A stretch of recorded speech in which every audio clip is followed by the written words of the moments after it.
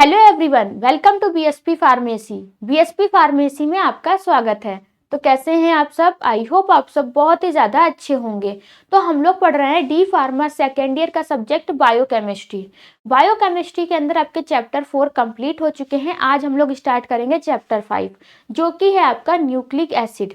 Nucleic acid क्या होते हैं, न्यूक्लिक एसिड कैसे बने होते हैं, वीडियो में कंप्लीट बात करेंगे। तो वीडियो को लास्ट तक जरूर देखना। वीडियो में अगर कोई भी इम्प्रूवमेंट करने को होता है, आपका डाउट होता है, आप कमेंट सेक्शन में कमेंट करके बता सकते हैं। जो आपकी ये पीडीएफ है वो हम अपने व्हाट्सएप ग्रुप पे अपलोड कर देंगे, आप वहां से जाके डाउनलोड कर सकते हैं। व्हाट्सएप ग्रुप की लिंक आपको डिस्क्रिप्शन बॉक्स में मिल जाएगी, तो जल्दी से जाइए और व्हाट्सएप ग्रुप को ज्वाइन कीजिए। ठीक है, तो आज हम लोग पढ़ने वाले हैं न्यूक्लिक एसिड के बारे में। ये न्यूक्लिक एसिड क्या होते हैं? जैसे कि न्यूक्लिक एसिड क्या होते हैं, आपके इंट्रासेलुलर ऑर्गेनिक सब्सटेंस होते हैं। जब बहुत सारे आपके न्यूक्लियोटाइड्स, ठीक है, जब बहुत सारे न्यूक्लियोटाइड्स का पॉलीमराइजेशन होता है तब आपका क्या बनता है, न्यूक्लिक एसिड बनता है। ठीक है, क्या होते हैं न्यूक्लिक एसिड? न्यूक्लिक एसिड आपके इंट्रासेलुलर ऑर्गेनिक सब्सटेंस होते हैं। जब बहुत सारे न्यूक्लियोटाइड्स आपके आपस में जुड़ते हैं या फिर न्यूक्लियोटाइड्स का पॉलीमराइजेशन होता है तब आपका क्या बनता है, न्यूक्लिक एसिड बनता है। न्यूक्लिक एसिड का काम क्या है और न्यूक्लियोटाइड्स क्या होते हैं, अभी हम लोग बात करेंगे। तो सबसे पहली लाइन में आपका बताया गया है, nucleic acid are complex biomolecules composed of repeating units called nucleotides। ठीक है, जो आपके न्यूक्लिक एसिड होते हैं ये क्या होते हैं, जटिल जैव अणु होते हैं। क्या होते हैं? जटिल जैव अणु होती है। जब बहुत सारे न्यूक्लियोटाइड्स आपस में जुड़ते हैं तब आपका क्या बनता है, न्यूक्लिक एसिड बनता है। ठीक है, न्यूक्लिक एसिड क्या होते हैं, आपके कॉम्प्लेक्स बायोमोलिक्यूल्स होते हैं। क्या होते हैं? कॉम्प्लेक्स बायोमोलिक्यूल्स होते हैं। ये बनते कैसे हैं? जब आपके बहुत सारे न्यूक्लियोटाइड्स आपस में फॉस्फेट बंध द्वारा जुड़ते हैं तब आपका न्यूक्लिक एसिड बनता है। ठीक है, अब न्यूक्लिक एसिड का काम क्या होता है? They are responsible for the storage, transmission and expression of genetic information in all living cells. जितने भी आपके लिविंग सेल्स हैं उनमें क्या करते हैं, जो भी आपके जेनेटिक इंफॉर्मेशन है उसको स्टोर करते हैं। ठीक है, उसका ट्रांसमिशन करते हैं और जेनेटिक इंफॉर्मेशन का एक्सप्रेशन करने का काम करते हैं। ठीक है, हिंदी में क्या लिखा है, जो आपके न्यूक्लिक एसिड होते हैं इनका मुख्य काम होता है आनुवांशिक जानकारी का संग्रहण करना। मतलब कि जितनी भी आपकी जेनेटिक इंफॉर्मेशन है उसको क्या करते हैं, स्टोर करके रखते हैं, उनका ट्रांसमिशन करते हैं और साथ ही साथ उनको क्या करते हैं, अभिव्यक्त करने का काम कौन करता है, न्यूक्लिक एसिड करते हैं। अब न्यूक्लिक एसिड किन किन चीजों को नियंत्रित करते हैं? तो nucleic acid control heredity, cell division and protein synthesis. जो न्यूक्लिक एसिड होते हैं वो हेरिडिटी, ठीक है, सेल डिवीजन और प्रोटीन सिंथेसिस को क्या करते हैं, कंट्रोल करते हैं। ठीक है, न्यूक्लिक अम्ल वंशागति, कोशिका विभाजन तथा प्रोटीन निर्माण को क्या करते हैं, नियंत्रित करते हैं। तो इस स्लाइड में जो भी था हम लोग क्या कर चुके हैं, पढ़ चुके हैं और अच्छे से समझ चुके हैं। सबसे पहली लाइन में आपका बताया गया है कि न्यूक्लिक एसिड क्या होते हैं। तो न्यूक्लिक एसिड क्या होते हैं, आपके कॉम्प्लेक्स बायोमोलिक्यूल्स होते हैं। जब बहुत सारे न्यूक्लियोटाइड्स आपस में फॉस्फेट बंध द्वारा जुड़ते हैं तब आपका क्या बनता है, न्यूक्लिक एसिड बनता है। ठीक है, न्यूक्लिक एसिड किन किन चीजों में रिस्पॉन्सिबल होते हैं? तो जैसे कि कोई भी आपकी जेनेटिक इंफॉर्मेशन है उसको क्या करते हैं, स्टोर करते हैं और उनका ट्रांसमिशन करने में क्या करते हैं, हेल्प करते हैं। जो न्यूक्लिक एसिड होते हैं वो किन किन चीजों को कंट्रोल करते हैं?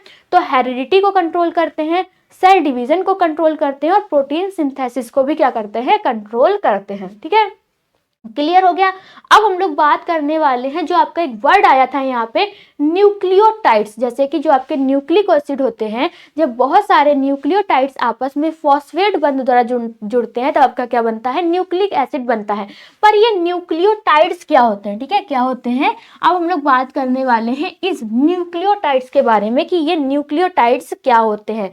तो न्यूक्लियोटाइड्स आपका एक ग्रुप होता है जिसमें कि आपका क्या क्या पाया जाता है, फॉस्फेट ग्रुप होता है। ठीक है, न्यूक्लियोटाइड्स आपका क्या होता है, एक ग्रुप होता है जिसमें कि आपका फॉस्फेट ग्रुप पाया जाता है, पेंटोस शुगर पाया जाता है और नाइट्रोजनस बेस पाया जाता है। ठीक है, न्यूक्लियोटाइड्स आपका क्या होता है, न्यूक्लियोटाइड्स आपका एक ग्रुप होता है जिसमें कि आपका फॉस्फेट ग्रुप, ठीक है, पेंटोस शुगर और नाइट्रोजनस बेस पाया जाता है। जब ये तीन चीजें कौन कौन सी, फॉस्फेट ग्रुप, पेंटोज शुगर और नाइट्रोजनस बेस आपस में मिलते हैं तब आपका क्या बनता है, न्यूक्लियोटाइड्स बनता है। ठीक है, सबसे पहले हम लोग फॉस्फेट ग्रुप की बात करेंगे। ये फॉस्फेट ग्रुप क्या होता है, जैसे कि अभी हमने बताया जब न्यूक्लिक एसिड होते हैं, जब बहुत सारे न्यूक्लियोटाइड्स आपस में फॉस्फेट ग्रुप द्वारा जुड़ते हैं तब आपका क्या बनता है, न्यूक्लिक एसिड बनता है। तो जिस ग्रुप द्वारा जुड़ रहे हैं, जिस बॉन्ड से जो जुड़ रहे हैं न्यूक्लियोटाइड्स, उसी को ही हम लोग क्या कहते हैं, फॉस्फेट ग्रुप कहते हैं। ठीक है, तो सबसे पहले हम लोग किसकी बात कर रहे हैं, फॉस्फेट ग्रुप की बात कर रहे हैं। ये फॉस्फेट ग्रुप क्या होता है, तो link nucleotide together to form the backbone of nucleic acid. Phosphate group को ही हम लोग न्यूक्लिक एसिड की बैकबोन कहते हैं। किसे कहते हैं, फॉस्फेट ग्रुप को ही हम लोग न्यूक्लिक एसिड की बैकबोन कहते हैं। जैसे कि ये क्या है, आपके न्यूक्लियोटाइड्स हैं, ये क्या है, आपके न्यूक्लियोटाइड्स हैं।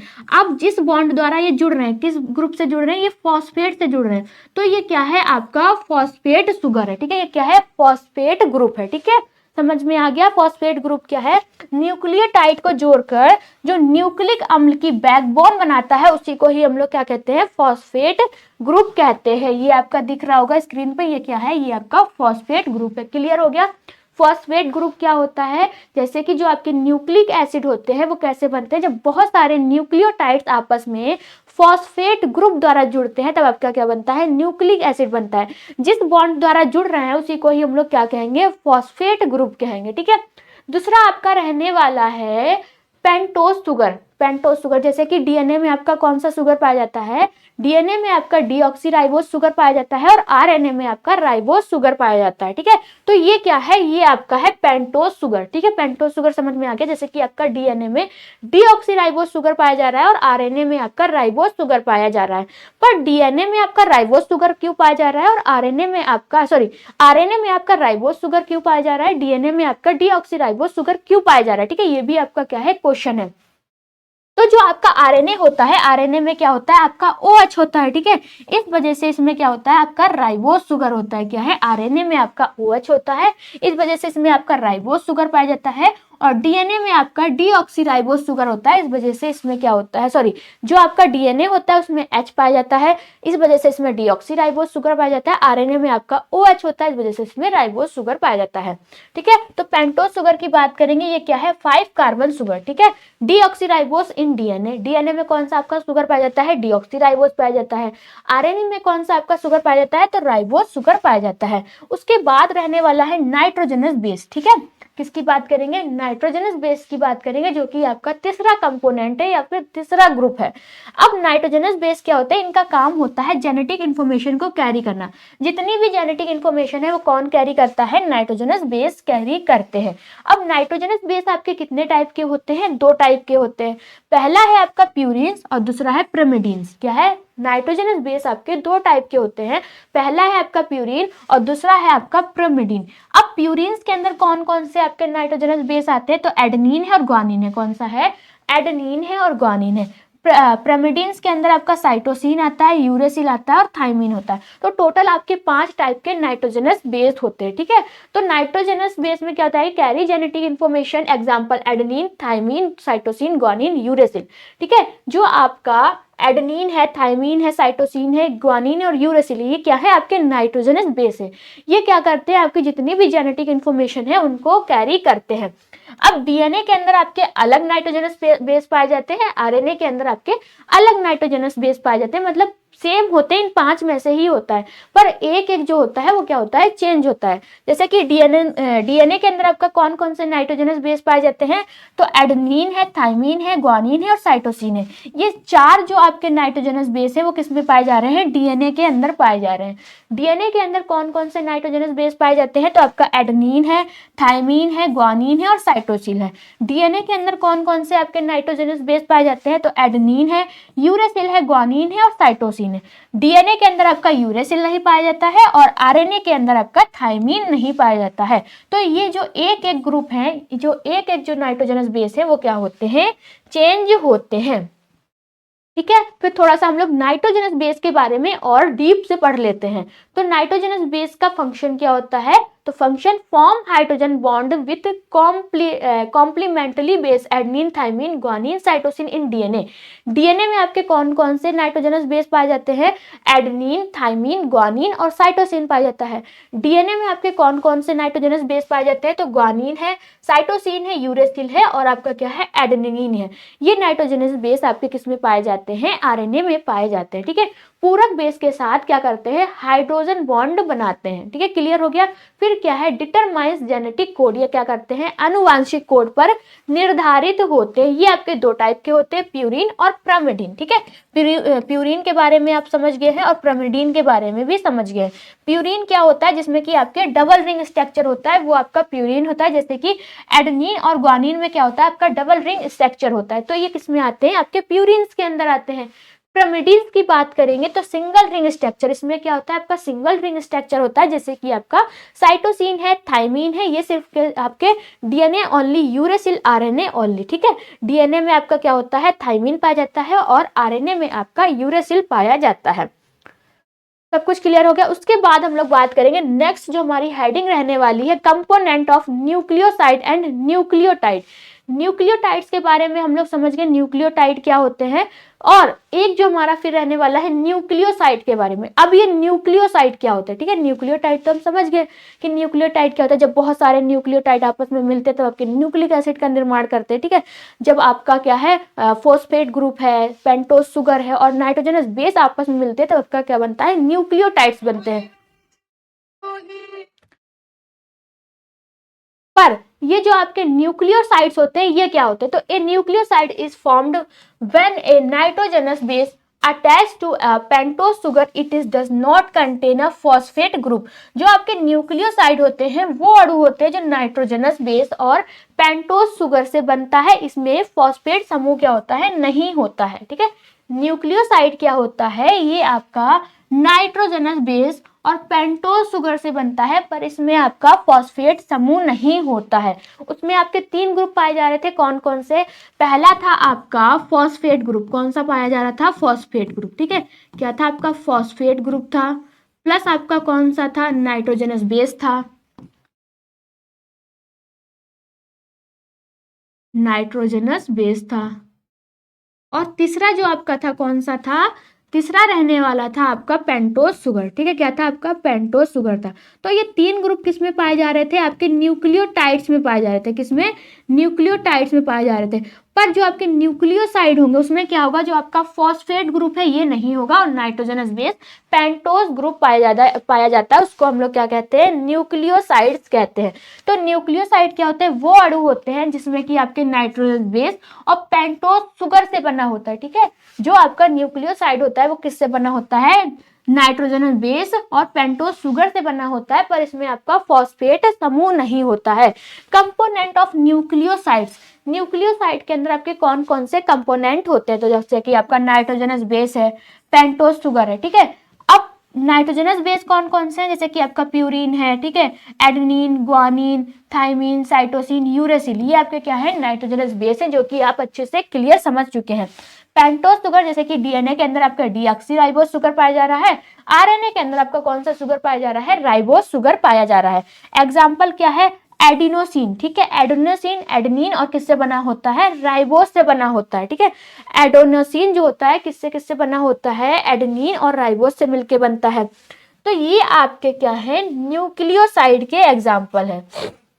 न्यूक्लियोटाइड क्या होते हैं ये आपको पता है, पर जो पीडीएफ जो है हम अपने व्हाट्सएप पे भेज देंगे, वहां से आप देख के दोबारा से पढ़ सकते हैं।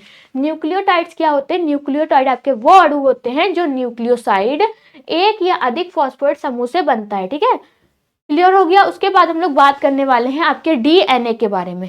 डीएनए क्या होता है? तो डीएनए की फुल फॉर्म होती है डीऑक्सीराइबोस न्यूक्लिक एसिड। ठीक है, तो सबसे पहले हम लोग फुल फॉर्म की बात करेंगे। डीएनए की फुल फॉर्म क्या होती है? डीएनए की फुल फॉर्म होती है आपकी डीऑक्सीराइबोस न्यूक्लिक एसिड। ठीक है, क्या होती है? Deoxyribose nucleic acid. ये क्या करते हैं? तो it is the genetic material found in all living organism. जितने भी आपके लिविंग ऑर्गेनिज्म हैं ये क्या करते हैं? उनके आनुवांशिक पदार्थ होते हैं। ठीक है, जितने भी आपके लिविंग ऑर्गेनिज्म होते हैं उनका जो आनुवंशिक पदार्थ होता है वो क्या होता है, डीएनए होता है। तो पहली लाइन में आपका क्या बताया गया है, DNA stands for deoxyribose nucleic acid, it is the genetic material found in all living organism. DNA का पूरा नाम है आपका डीऑक्सीराइबोस न्यूक्लिक एसिड। यह सभी जीवों में पाया जाने वाला आनुवंशिक पदार्थ होता है, मतलब कि जेनेटिक मटेरियल होता है। DNA stores all the instruction required for the growth, development and proper functioning of an organism। ठीक है, डीएनए में सभी निर्देश इंस्ट्रक्शन संग्रहित होते हैं जो किसी जीव के विकास, कार्य और सही क्रियाशीलता के लिए क्या होते हैं, आवश्यक होते हैं। ठीक है, समझ में आ गया। डीएनए का स्ट्रक्चर कैसे बनता है, तो DNA is made up of nucleotides. जब बहुत सारे न्यूक्लियोटाइड्स आपस में मिलते हैं तब आपका क्या बनता है, न्यूक्लिक एसिड बनता है। डीएनए एंड आरएनए को ही हम लोग क्या कहते हैं, न्यूक्लिक एसिड कहते हैं। ठीक है, जब बहुत सारे न्यूक्लियोटाइड्स क्या होते हैं आपस में जुड़ते हैं तब आपका क्या बनता है, न्यूक्लिक एसिड बनता है, या फिर कह सकते हैं डीएनए बनता है। ईच न्यूक्लियोटाइड्स कंसिस्ट ऑफ, जो आपके न्यूक्लियोसाइड्स होते हैं उनमें क्या क्या आपका होता है, कौन कौन से कंपोनेंट आपके प्रेजेंट होते हैं, तो शुगर होता है जो कि आपका डीएनए में होता है। ठीक है, फॉस्फेट ग्रुप होता है, नाइट्रोजनस बेस होता है।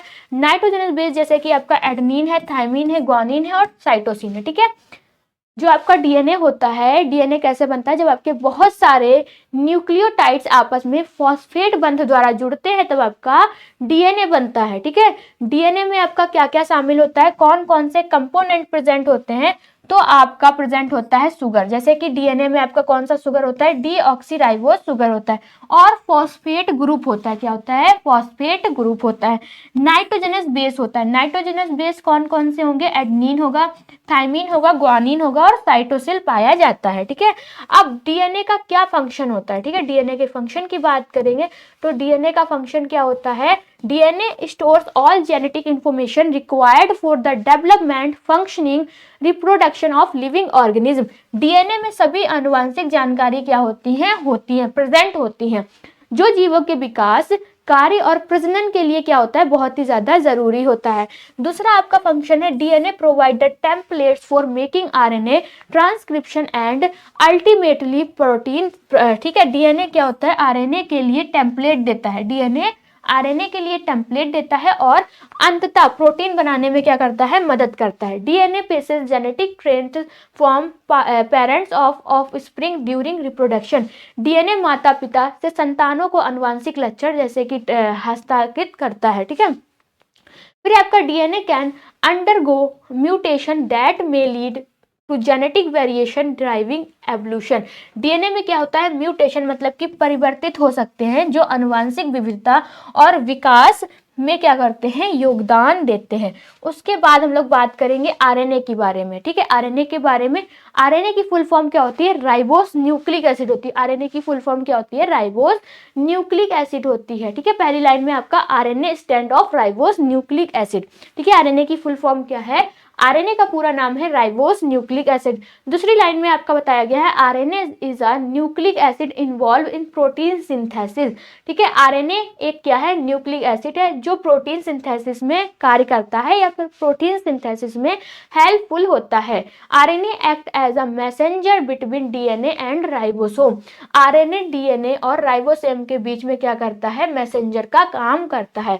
आरएनए क्या करता है, डीएनए और राइबोसोम के बीच में मैसेंजर का काम कौन करता है, आरएनए करता है। RNA is usually single standard. जो आरएनए होता है वो क्या होता है, एक श्रृंखला वाला होता है। जैसे कि आरएनए क्या होता है, ये एक श्रृंखला होती है। डीएनए जो होता है आपका डबल हेलिक्स होता है, मतलब कि डीएनए में आपकी दो श्रृंखला पाई जाती हैं। RNA contain the sugar ribose not deoxyribose. RNA में कौन सा आपका शुगर पाया जाता है, राइबोस शुगर पाया जाता है और डीएनए में आपका डीऑक्सीराइबोस शुगर पाया जाता है। The nitrogenous base in RNA are adenine, uracil, guanine, cytosine.